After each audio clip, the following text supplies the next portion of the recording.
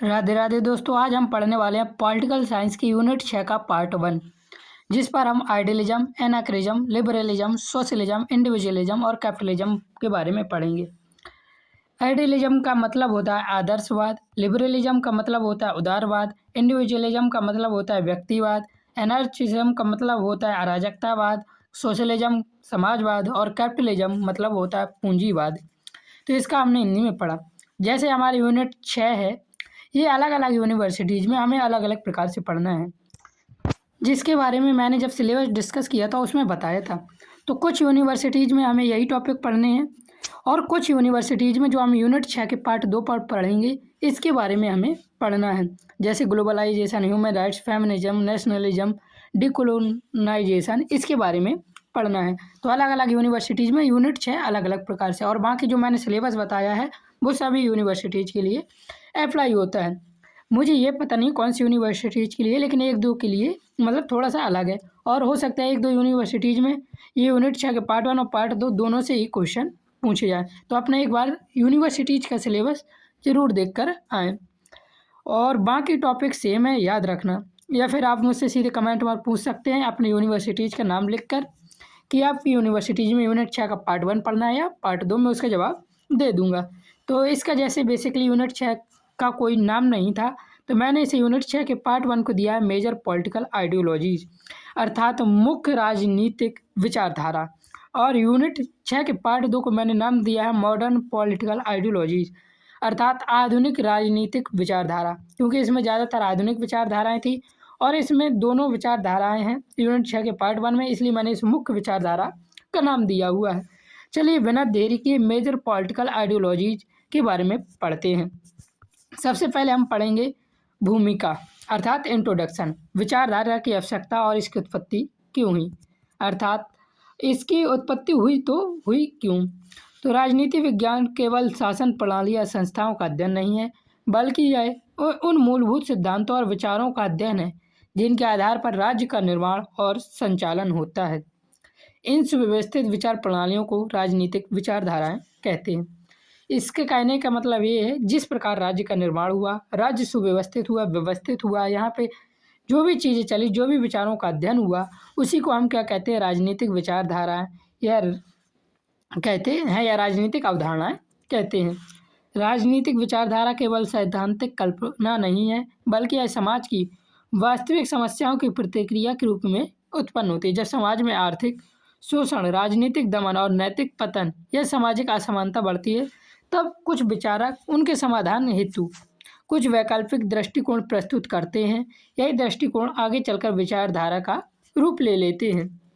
प्राचीन यूनान से लेकर आधुनिक औद्योगिक युग तक विभिन्न ऐतिहासिक परिस्थितियों ने अलग अलग विचारधाराओं को जन्म दिया है। तो इसके कहने का बेसिकली क्या मतलब है, जैसे कोई राज्य में आर्थिक शोषण शुरू हो जाता है और उसका दमन, नैतिक पतन और सामाजिक असमानता बढ़ती है, तो कुछ विचारक उभर कर आते हैं और वह अपनी विचारधाराएं देते हैं कि एक आदर्श राज्य कैसा होना चाहिए, और इन्हीं परिस्थितियों के चलते विचारधाराओं का जन्म होता है।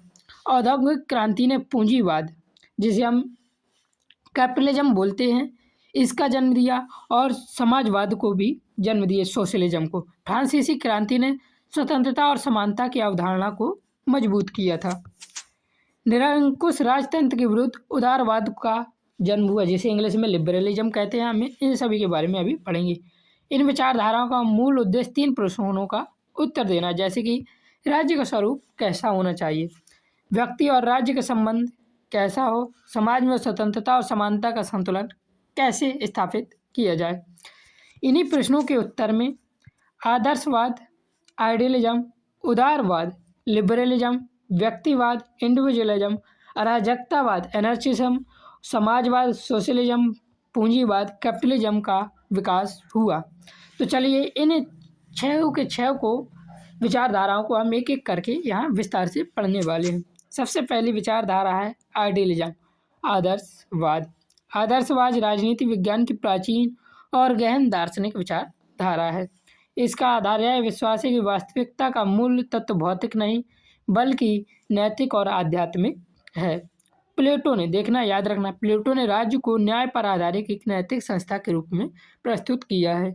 क्वेश्चन पूछा जा सकता है प्लेटो ने राज्य को कैसी संस्था के रूप में प्रस्तुत किया है, तो याद रखना न्याय पर आधारित की नैतिक संस्था के रूप में प्रस्तुत किया है। आगे देखिए दिया हुआ है, उनकी दृष्टि में आदर्श राज्य वह है जहाँ प्रत्येक व्यक्ति को अपने कर्तव्य का पालन करना होता है। एक आदर्श राज्य मतलब कि वहाँ पे हर व्यक्ति अपने कर्तव्य का पालन करे, अपने देश को साफ सफाई रखे और नैतिकता उस देश के व्यक्तियों में होनी चाहिए। समाज का संचालन दार्शनिक राजा द्वारा होता है। अरस्तु ने राज्य को प्राकृतिक संस्था कहा है। प्लेटो ने न्याय पर आधारित एक नैतिक संस्था कहा, अरस्तु ने राज्य को प्राकृतिक संस्था कहा, याद रखना। और इसे मनुष्य ने पूर्ण विकास का साधन बताया है। यहाँ से बहुत क्वेश्चन पूछे जा सकते हैं, जैसे प्लेटो से और अरस्तु से रिलेटेड क्वेश्चन। अब आगे देखिए दिया हुआ है, आधुनिक आदर्शवाद में GWF हीगल ने राज्य को नैतिक जीवन की सर्वोच्च अभिव्यक्ति कहा है। उनके अनुसार व्यक्ति का वास्तविक अस्तित्व राज्य में ही पूर्ण होता है। अब इसके कुछ मुख्य सिद्धांत हैं, उनको देखते हैं। आदर्शवाद राज्य को सर्वोच्च नैतिक संस्था मानता है। व्यक्ति का कर्तव्य है कि वह राज्य की आज्ञाओं का पालन करे, क्योंकि राज्य सामान्य हित का प्रतिनिधित्व करता है। इस विचारधारा में राज्य साध्य और व्यक्ति साधन, यहाँ से सबसे ज़्यादा क्वेश्चन पूछा जा सकता है। क्वेश्चन ऐसे पूछा जा सकता है, राज्य साध्य और व्यक्ति साधन यह किस विचारधारा में माना गया है, तो याद रखना यह आदर्शवाद आइडियलिज्म विचारधारा में माना गया है। राज्य केवल सुरक्षा का साधन नहीं बल्कि नैतिक शिक्षा का केंद्र है, इसका मुख्य सिद्धांत यह था। अब इसकी आलोचनात्मक दृष्टि, इसको हम विस्तार से नहीं पढ़ेंगे, सिर्फ आपको बताएंगे। आलोचनात्मक का मत है कि आदर्शवाद राज्य को अत्यधिक महत्व देता है और इससे निरंकुशता की संभावना बढ़ सकती है। इसके जब कोई भी विचारक आलोचना करता है तो उसके पीछे कारण देता है, किंतु हम कारण यहाँ नहीं पढ़ेंगे। यदि आपको इसके कारण नॉलेज के लिए पढ़ना हो, क्योंकि पेपर में बहुत ही कम चांस है, यानी ना के बराबर चांस है, 0% कि आपके पेपर में पूछा जाएगा। लेकिन यदि आप ये चाहते हैं तो कमेंट में बताएं, मैं आपके लिए अलग से सेपरेट वीडियो बना दूंगा। फिर देखिए हमारा दूसरा विचारधारा है, वह है उदारवाद, जिसे हम लिबरलिज्म कहते हैं। उदारवाद आधुनिक राजनीतिक विचारधाराओं में सबसे प्रभावशील है। इसका मूल आधार व्यक्ति की स्वतंत्रता है। ऐतिहासिक पृष्ठभूमि, 17वीं और 18वीं शताब्दी में यूरोप में निरंकुश राजाशाही के विरुद्ध संघर्ष के दौरान उदारवाद विकसित हुआ। तो उदारवाद कब विकसित हुआ, तो निरंकुश राजाशाही के विरुद्ध संघर्ष के दौरान उदारवाद विकसित हुआ। कौन सी शताब्दी में, तो 17वीं और 18वीं शताब्दी में। कहाँ हुआ, तो यूरोप में विकसित हुआ। जॉन लॉक ने प्राकृतिक अधिकारों को अवधारणा प्रस्तुत की और कहा कि राज्य का निर्माण इन अधिकारों की रक्षा के लिए हुआ है। आगे देखिए दिया हुआ है मुख्य तत्व। उदारवाद सीमित राज्य का समर्थन करता है। राज्य का मुख्य कार्य व्यक्ति की स्वतंत्रता की रक्षा करना है। यह विधि के शासन, संवैधानिक सरकार और लोकतंत्र में विश्वास रखता है। तो यह किस में विश्वास रखता है, विधि के शासन, संवैधानिक सरकार और लोकतंत्र में विश्वास रखता है। कौन, उदारवाद अर्थात लिबरलिज्म। उदारवाद धार्मिक सहिष्णुता और मानव अधिकारों का समर्थक है। पूछा जा सकता है धार्मिक सहिष्णुता और मानव अधिकार का समर्थक कौन सी विचारधारा है, तो याद रखना उदारवाद या लिबरलिज्म विचारधारा। उदारवाद आर्थिक असमानताओं को पर्याप्त रूप से नियंत्रित नहीं कर पाता, इसके परिणाम स्वरूप सामाजिक विषमता बढ़ सकती है। ये आलोचनात्मक विचारकों का कहना है। अब आगे देखिए दिया हुआ है व्यक्तिवाद। अगला टॉपिक है इंडिविजुअलिज्म। व्यक्तिवाद व्यक्ति को समाज और राज्य से ऊपर मानता है। यह मानता है कि व्यक्ति स्वतंत्र और स्वायत्त है। राज्य को न्यूनतम कार्य करने चाहिए, उसका अस्तित्व केवल सुरक्षा और न्याय तक सीमित होना चाहिए। व्यक्तिवाद मुक्त बाजार और आर्थिक स्वतंत्रता का समर्थन करता है। तो यहाँ से मुक्त बाजार और आर्थिक स्वतंत्रता का समर्थन कौन सी विचारधारा करती है, तो व्यक्तिवाद। अब इसका देखिए व्यक्तिवाद बिल्कुल ही प्रभावशाली नहीं थी, क्योंकि यदि जब व्यक्ति राज्य से ऊपर हो जाता है तो उस राज्य में अराजकता फैल जाती है, और इसी की आलोचना करते हुए विचारकों ने इसकी आलोचना की थी। तो ये याद रखना। अब देखिए दिया हुआ है अराजकतावाद, एनार्चिज्म। अराजकतावाद राज्य का पूर्ण विरोध करता है।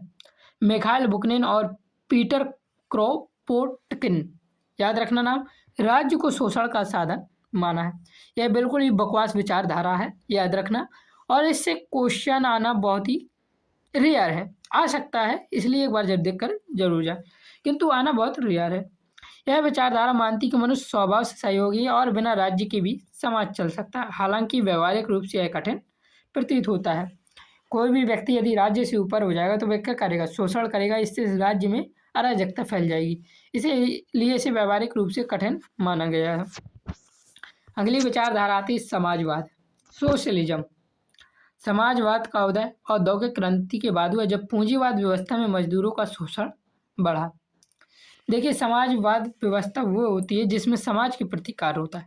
कार्ल मार्क्स ने वर्ग संघर्ष का सिद्धांत प्रस्तुत किया। उनके अनुसार इतिहास वर्ग संघर्ष का इतिहास है। समाजवाद उत्पादन के साधनों पर राज्य के नियंत्रण और आर्थिक समानता का समर्थन करता है। यह मानता है कि वास्तविक स्वतंत्रता आर्थिक समानता के बिना संभव नहीं है। तो हमारे देश में समाजवाद और पूंजीवाद दोनों मिलकर चलते हैं।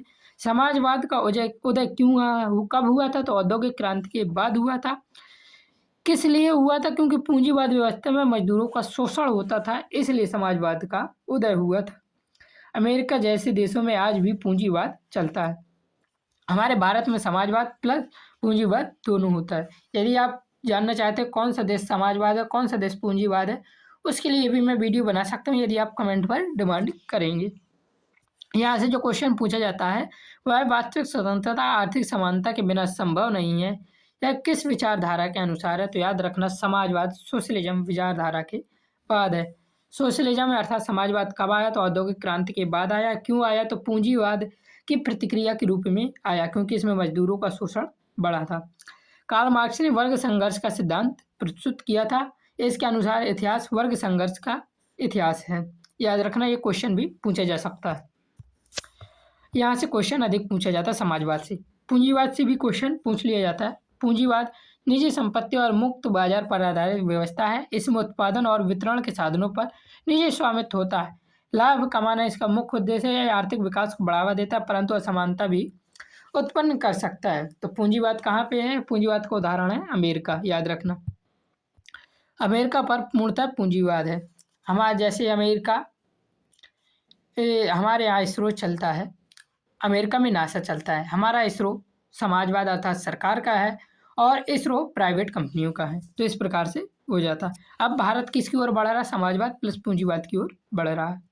अब इसका थोड़ा कंक्लूजन देखते हैं। आदर्शवाद नैतिक राज्य की बात करता है। उदारवाद स्वतंत्रता की रक्षा चाहता है। व्यक्तिवाद राज्य की भूमिका को सीमित करता है। अराजकतावाद राज्य का विरोध करता है। समाजवाद समानता पर बल देता है। पूंजीवाद लाभ और निजी संपत्ति को प्राथमिकता देता है। आधुनिक राज्य प्रायः इन विचारधाराओं के मिश्रण पर आधारित होते हैं। तो देखिए, इसमें मैंने एमसीक्यू नहीं लिए। आपके लिए मैं 5 एमसीक्यू कमेंट पर पिन कर दूंगा, जिनके आंसर आप हमें कमेंट बॉक्स पर करके ज़रूर बताएंगे। चैनल पर नए हैं तो चैनल को सब्सक्राइब कर लेना। यहाँ से यदि आपके सिलेबस पर यह टॉपिक है तो यहाँ से सबसे ज़्यादा प्रश्न पूछे जाते हैं पूरी यूनिट में, और जिस जिस यूनिट से पूछे जाते हैं मैं आपको आखिरी वीडियो में भी बता दूंगा कौन सी यूनिट से सबसे ज़्यादा प्रश्न पूछे जाते हैं। और पहली वीडियो में भी मैंने बताया हुआ है, तो आप वो वीडियो जाकर जरूर देख लें। जय हिंद, जय भारत, राधे राधे।